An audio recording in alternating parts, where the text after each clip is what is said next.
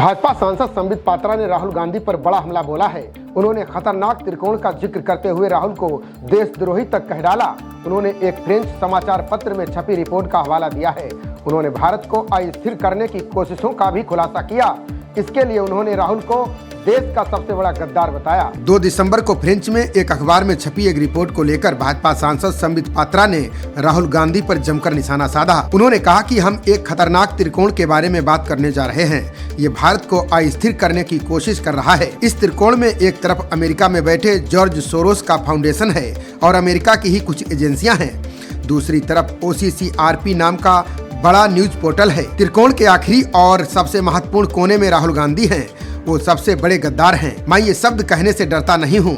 मुझे लोकसभा के नेता को देशद्रोही कहने में कोई हिचक नहीं है। संबित पात्रा ने कहा कि OCCRP यानी organised crime corruption reporting project एक संस्थान है। ये 2007 में शुरू हुई थी और अगर मैं इसे ग्लोबल मीडिया एजेंसी कहता हूँ तो इसमें कोई अतिशयोक्त नहीं होगी। अगर ये कुछ लिखते हैं तो उससे पूरी दुनिया में अफरा तफरी का माहौल हो जाता है। अगर इतनी बड़ी एजेंसी काम करती है तो पैसों की आवश्यकता होती है, वरना इतने सारे कर्मचारी हैं। इतनी इन्वेस्टिगेटिव जर्नलिज्म की आएगी तो बहुत सारे रिसोर्सेज की आवश्यकता होगी, धन की आवश्यकता होगी। उन्होंने कहा कि ऐसे में अगर कोई मीडिया संस्थान कुछ खुलासा करता है तो बड़ी फंडिंग का हिस्सा ओपन सोसाइटी फाउंडेशन देता है। बाकी अमेरिका की ऐसी बहुत सी एजेंसियां हैं, कुछ सरकारी एजेंसियां हैं जो इस फंड को देती हैं। संबित पात्रा ने कहा कि जॉर्ज सोरोस OCCRP को बहुत पैसा देता है।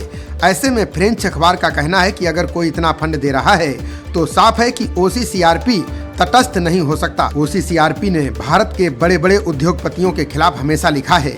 वो ऐसे दिखाता है कि इन लोगों ने पता नहीं कितना घोटाला किया हो। इसका मकसद ये था कि भारत की अर्थव्यवस्था को कैसे डगमगाया जाए। भारत के मार्केट में शेयर की कीमत गिराने का प्रयास किया कि शेयर गिरेंगे तो लोग देश की सरकार के खिलाफ हमला बोलेंगे।